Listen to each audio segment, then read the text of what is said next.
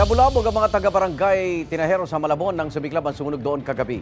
May unang balita live, si James Agustin. James?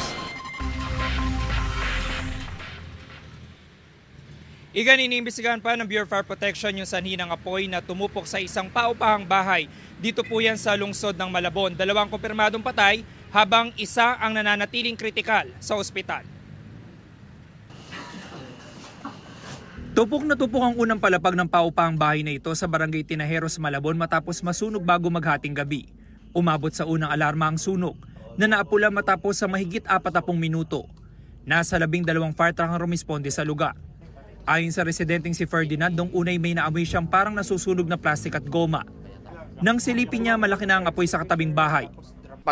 Paglabas ko ng mismong pintuan, apoy na kaagad yung doon sa pintuan ng bahay. Napakalakas na. So, ang instinct ko, bumalik ako agad ng bahay kasi yung nanay at tatay ko may edad na eh. So, sila muna yung inano ko. Pilit kong inilalabas. As kinalampag, nung medyo nagising na po sila, kinalampag ko na tong bahay ng tito ko, bintana, para manggising ng mga tao. Pinagtulungan ng mga residente na apulahin ang apoy. Nakaubos ako ng isang fire extinguisher, tsaka yung may mga drum kami dito, buti naman puno. Napagtulong-tulungan namin. Talagang napakainit. Ubos yung ibaba. Sa kasagsagan ng sunog na trap sa ikalawang palapag ang 2 batang babae at kanilang yaya. Ang 6 na taong gulang na bata, idinaan sa terrace. Nagtamo siya ng mga paso sa katawan. Yung isang bata, nakakasigaw pa kanina, pero naibaba dito sa bendang labas. Ang yaya naman na 3 taong gulang na bata, natagpo ang walang malay ayon sa residente. Nandun sa kutsyon nila, sa sahig, tapos yung bata nakahiga.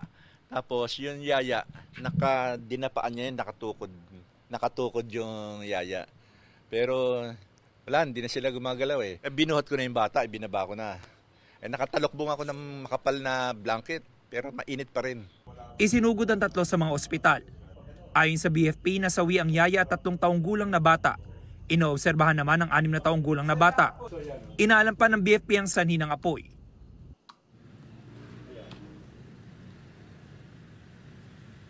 Samantala, Igan, mula sa isang ospital dito sa Caloocan ay kinailangan na ilipat doon sa ospital sa Maynila yung 6 na taong gulang na batang babae. Yan ang unang balita mula rito sa Malabon. Ako po si James Agustin para sa GMA Integrated News. Igan, mauna ka sa mga balita, mag-subscribe na sa GMA Integrated News sa YouTube para sa iba't ibang ulat sa ating bansa.